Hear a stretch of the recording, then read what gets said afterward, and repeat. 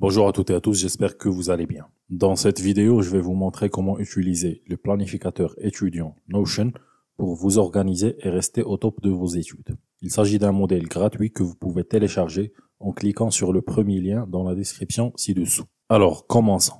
En premier lieu, nous avons toutes nos matières. Pour chaque matière que nous ajoutons, le nombre de devoirs et d'examens complétés sera affiché sous forme de barre de progression. Vous pouvez ouvrir n'importe quelle matière pour voir tous ces détails. Cela inclura l'option d'ajouter une image de couverture. Vous pouvez ensuite sélectionner les jours de la semaine où vous avez cours en choisissant dans le menu déroulant. Puis sélectionnez l'heure, le matin ou l'après-midi. Vous pouvez aussi ajouter le lieu du cours, la durée et noter le nom du professeur ainsi que ses coordonnées telles que l'email et le numéro de téléphone. Si c'est un cours en ligne, vous pouvez ajouter un lien également.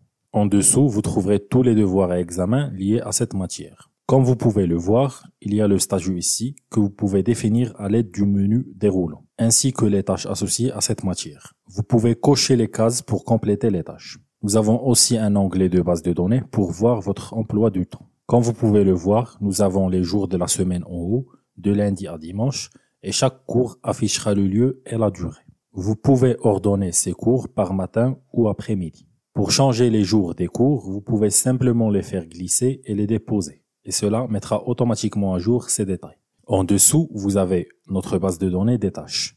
Chaque tâche affichera la matière à laquelle elle est liée, ainsi que la priorité que vous pouvez définir à l'aide du menu déroulant. Nous avons la date limite de la tâche ainsi que l'attribution dans le cas d'un projet de groupe. Enfin, nous avons la case à cocher pour marquer les tâches comme complètes. En haut, nous avons différents onglets pour filtrer nos tâches. Nous pouvons filtrer par tâche à venir, c'est-à-dire toutes les tâches à réaliser dans la semaine suivante. Ensuite, nous avons les tâches en retard, c'est-à-dire toutes les tâches dont la date limite est passée. Et enfin, nous avons les tâches complètes, c'est-à-dire toutes les tâches dont la case a été cochée. Ensuite, nous avons tous nos devoirs et examens. Ils se distinguent par les icônes.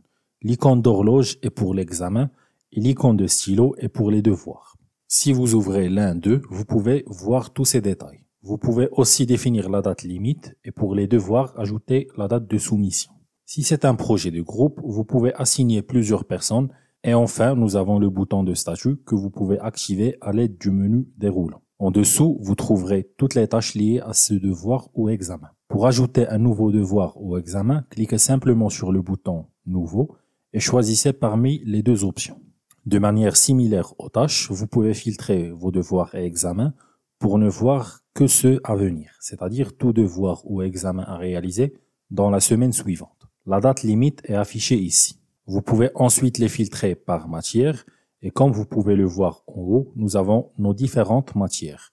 Et sur le côté, nous avons nos devoirs et examens. Vous pouvez changer l'ordre de vos matières en les faisant simplement glisser et déposer. Ensuite, nous avons l'onglet de statut où vous pouvez trouver tous vos devoirs et examens triés par statut. Vous pouvez les faire glisser et les déposer à mesure qu'ils passent de non commencé à complété. Enfin, nous avons un calendrier pour voir tous vos devoirs et examens. Vous pouvez réorganiser ces éléments en les faisant glisser et en les déposant dans le calendrier. Vous pouvez aussi les ouvrir directement depuis le calendrier pour voir tous ces détails ainsi que les tâches associées. Vous pouvez également passer à une vue mensuelle pour voir tous vos devoirs et examens du mois en cours. Cela vous permet de vous organiser et de respecter les délais. Voilà comment utiliser le planificateur étudiant Notion. J'espère que vous avez trouvé cette vidéo utile. Encore une fois, vous pouvez obtenir ce modèle gratuitement en cliquant sur le premier lien dans la description ci-dessous.